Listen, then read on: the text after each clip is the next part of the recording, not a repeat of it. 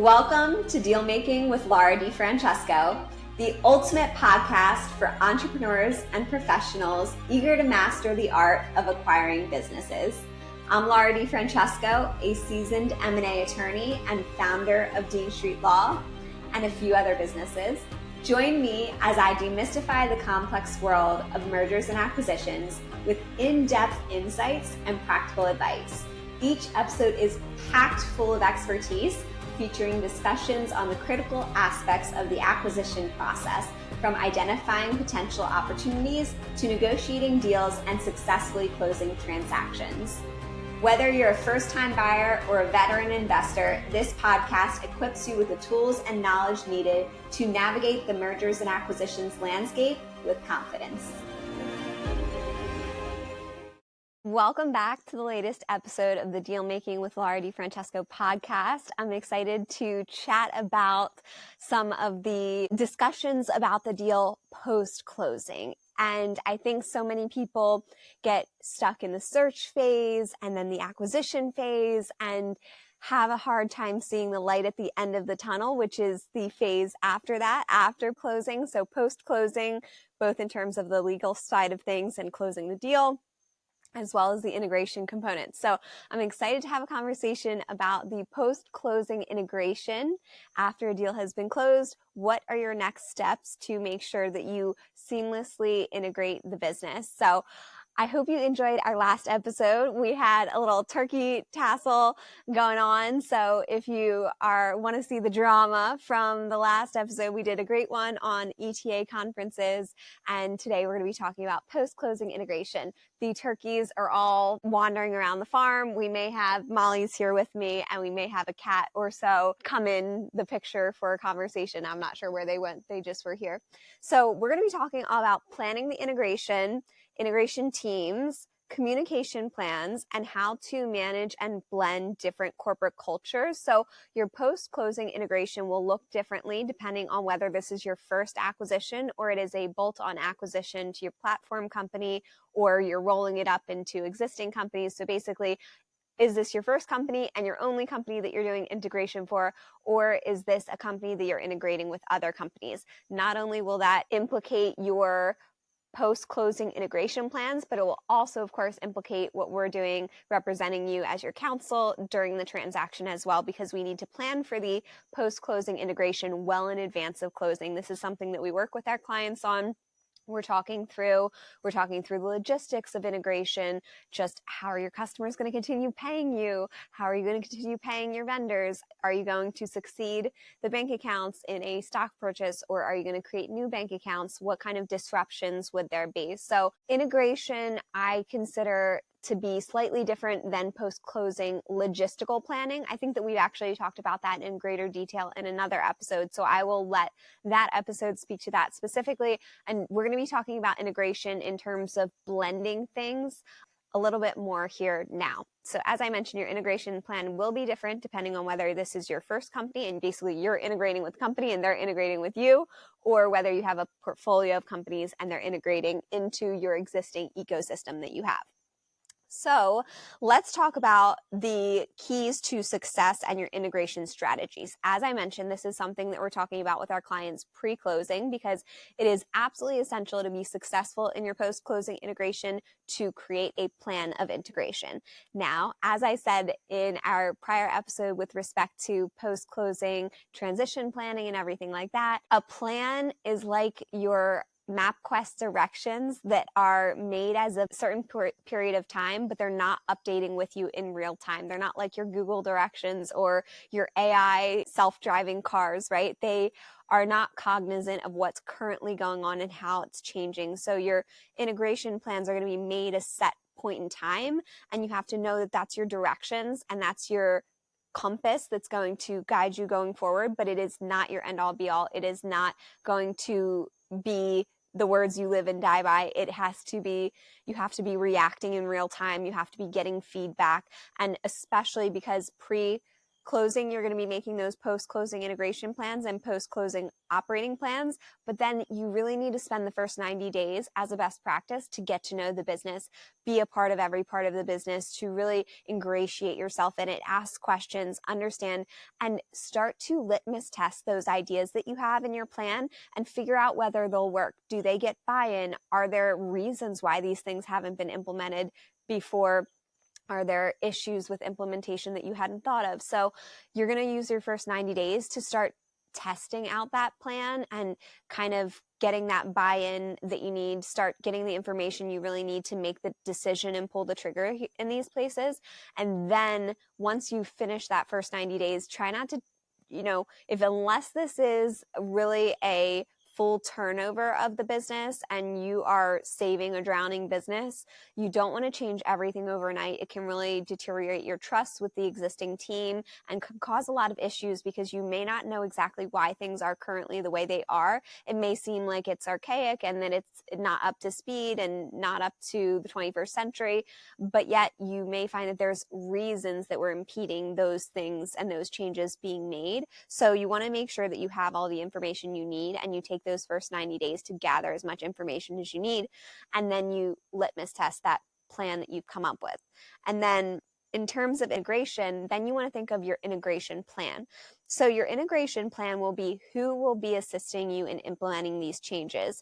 And this may be who do you need buy-in from, who would be the good point person to run a specific initiative. It could be you. It could be a business development team member. If you have a bigger team and you are doing a roll-up strategy, you may have someone who's in charge of integration, or it may be a role that you have to admit is on top of everyone's existing roles. And so that may impact your timing if you don't have someone specifically focused on integration, if it's not you, if it's not someone on your team, or if it's not someone on the company's team.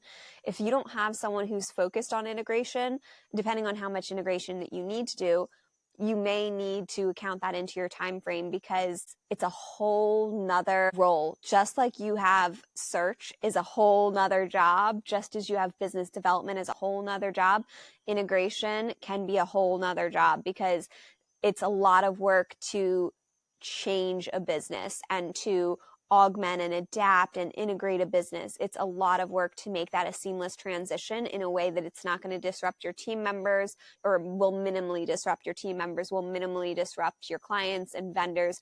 You want these things to be as seamless of a transition as possible, and that does require a considerable amount of time. And then communication planning. And so how are you going to communicate these? Who do you need buy-in from? Who are you going to provide training for? Who are you going to need to communicate this to, whether it be internally, externally, all the things. So how are you going to roll this out logistically, and who needs to know about it, and what information do they need to know? So your integration strategies are planning, having the people responsible for it, your integration team, and your communication plan. And then in terms of integration, one of the biggest things that we talk about in integration is culture and people and integrating teams. And that can be one of the biggest parts. Technology tends to be one of the second biggest parts of integration that you need to work with.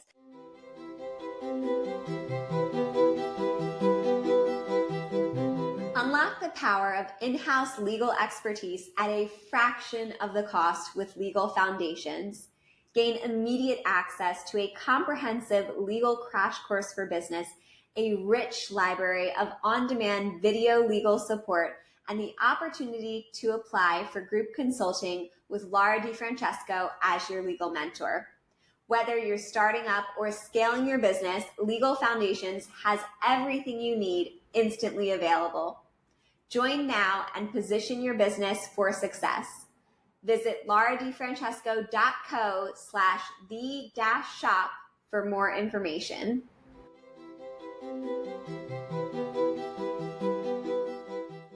So when you're talking about cultures and integrating cultures, I'm going to share some tips, but you have to really scale them to the business at hand. Like if you don't have a big company, your culture may not be as obvious, or it may be so different from person to person. It may not feel cohesive yet. And maybe that's something to work on in your business, is having a cohesive culture. But your culture is really the identity of your business, the people of your business, their ethos, their values, and how does that translate from one business to another, and how does that impact your bottom line?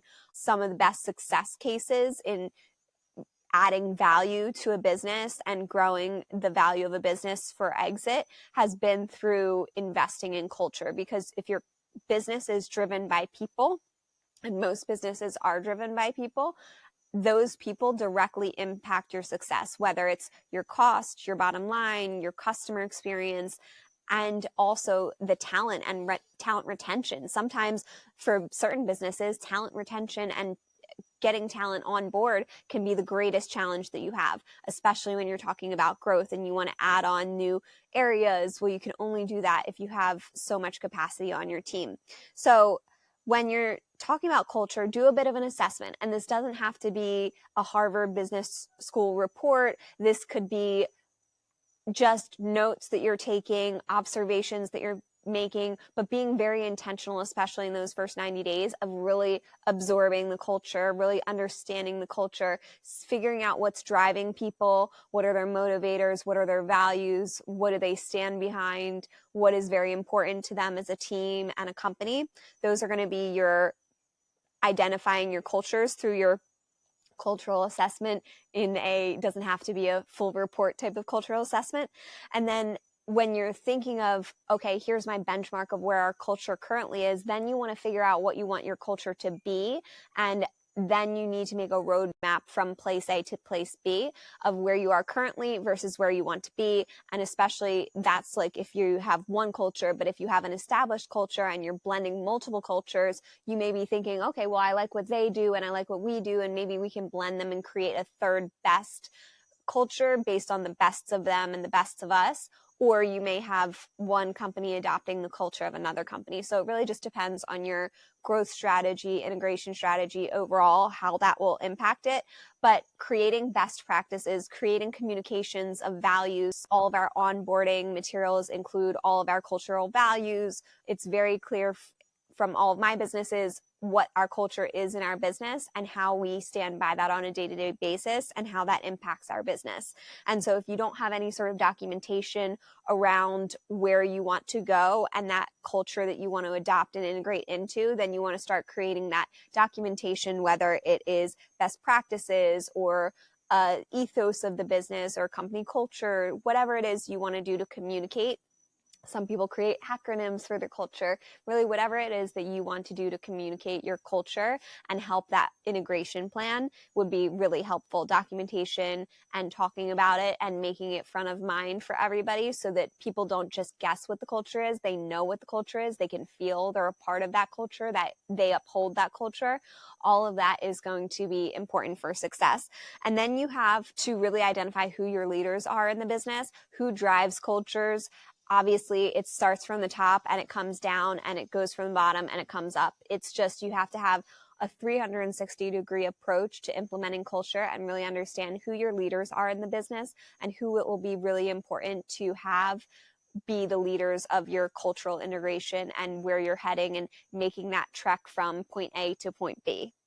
And then along the way, creating that bridge, of course, creating an integration plan to take you from point A to point B, having in mind what your best practices are, where you're going, who the leaders are who are going to drive it, your communication plans of it so that it's implemented from the top down, from bottom up. And then also, how can you monitor and adjust that? What are your benchmarks? How are you going to understand whether that culture has been implemented according to your standards or whether you still need more work in that regard? So those are all going to be things that you're going to want to be doing over time, monitoring it, adjusting it. Like I said, your plans are really those points in time, and then you need to keep your head up and look at business going forward and figure out what it is that you want to do in your business going forward to take you from that point A to point B and wherever you are in between along that journey. And then some practical steps for integration.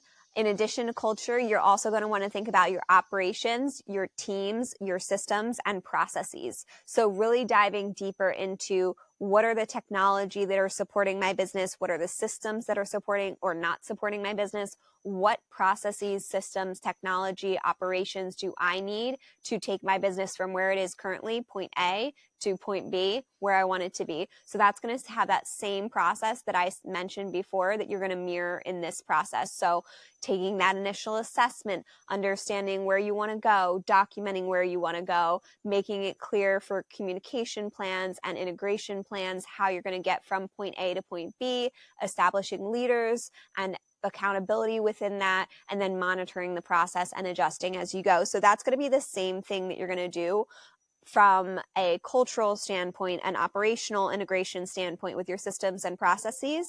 And then I really love to implement all of these things into my employee onboarding. So as soon as we're adopting something new, I'm thinking of how do my new team members need to be educated on this, and how do they need to get the information they need to be a valuable, successful member of our team. So impact, what is this going to impact in your employee onboarding and orientation, and what do you need to do to also orient and integrate with your current team members as well. Then you do the same exact process with key performance indicators and performance metrics. So setting up and tracking your key performance indicators. What can you currently track? What do you want to track in the future? How do you want to get there? And what KPIs should be used to measure the success of the business? You don't want to just measure everything. You want to really measure what's going to be impactful for the business. What's going to be the thing that tips the dominoes? What is going to have the most impact and the most ROI, that you're paying attention to it and that you're feeding it, and you are going to make this a mission of your business to be successful in this area. And then, of course, adjusting it. What are your strategic objectives, and how do you need to adjust what you're doing to meet KPI goals and meet those performance metrics? And where might there be conflicts in the business that will deteriorate your progress and slow you down from that? And how can you resolve that with strategic direction, communication plans, integration plans, and whatnot? And then you also want to focus not just on your short-term success. You do want to have, your year-long integration plan, your first 120 days or first 6 months. And then you also want to think long-term, because if you make all of your decisions via the short term, you will be hurting yourself in the long term. So you really want to know where you're going in the long term, and how the initial steps that you're taking and initial orientation that you're doing is going to support you in the long term.